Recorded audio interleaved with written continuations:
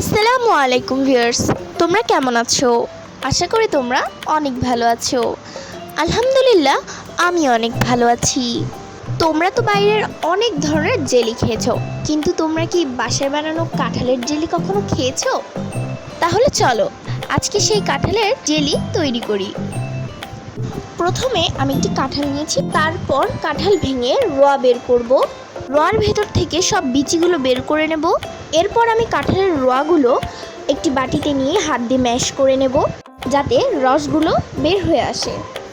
তারপর আমি চুলার ওপর বসিয়ে দেবো একটি পাতিল, তার ভেতরে কাঁঠালের রোয়াগুলো ম্যাশ করে রাখা সেটা দিয়ে দেব। আর ভেতরে অল্প একটু পানি দিয়ে দেব।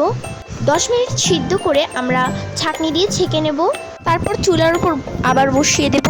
এরপর রসগুলো ছাঁকনি দিয়ে ছেঁকে নেব। চুলার উপর বসিয়ে দিয়ে আমরা স্বাদ মতো চিনি দেব, আপনাদের ইচ্ছা মতো চিনি দিতে পারবেন। এরপর আমি 1 টেবিল চামচ দিয়ে দেব লেবুর রস। খুব ভালোভাবে মিশিয়ে নেব। এরপর ঠিক এই রকম হয়ে আসবে।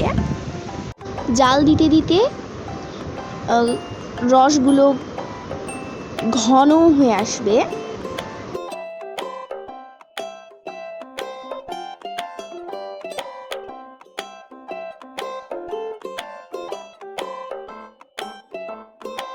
এই দেখুন কি সুন্দর ঘন হয়ে এসেছে।